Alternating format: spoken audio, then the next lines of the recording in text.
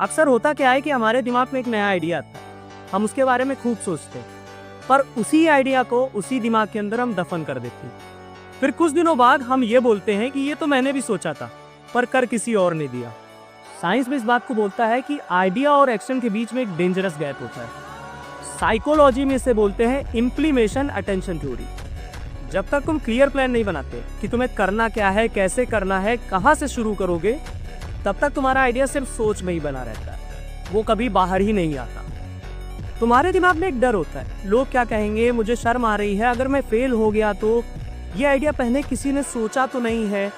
बस इन्हीं सब बातों को सोच के तुम अपने आइडिया का गला घोट देते हो और कुछ दिनों बाद वही आइडिया किसी और के नाम से वायरल हो जाता। दो भाई थे, ना तो पैसा था ना ही अच्छा बैकग्राउंड था, और पैसों की तंगी के कारण वो अच्छी पढ़ाई भी नहीं कर सकते।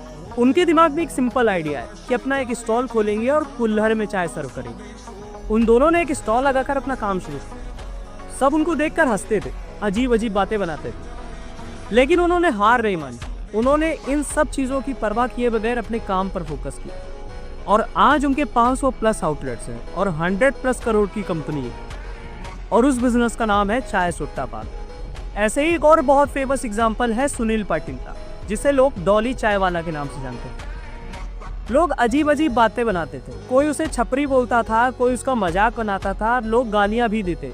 और उसी डॉली चाय वाला ने बिल गेट्स तक को चाय पिला दी। उसका सफर सिर्फ नागपुर तक ही नहीं रुका, उसने अपनी टपरी को एक कंपनी में बदल दी और आज पैन इंडिया में अपनी फ्रेंचाइजीज दे रहा। पहले 2 दिनों में 1600 प्लस इंक्वायरीज आई है उसके पास। तो सवाल सिर्फ सिंपल सा है, क्या तुम्हारा आइडिया अभी भी तुम्हारे दिमाग में पड़ा है या तुमने एग्जीक्यूट कर दिया? अगर तुमने पहला कदम ले लिया है तो रुके क्यों? सोचते तो सब है, जीत सिर्फ उसकी होती है जो एग्जीक्यूट कर देता है। एक बात हमेशा याद रखना, जब तुम कोई काम कर रहे होते हो तो दुनिया उस वक्त तुम्हें देखकर हंस रही होती है, और जब तुम जीत चुके होते हो तो लोग उस वक्त सोच रहे होते हैं। तो अगर आपके पास अभी भी कोई आइडिया हो तो उसकी अंतिम संस्कार की प्लानिंग मत करो, उसको जिंदा करके दिमाग से बाहर ले आओ और पूरी दुनिया को हिला दो। और ऐसे ही रियल और मोटिवेटेड वीडियोस के लिए चैनल को सब्सक्राइब कर लेना।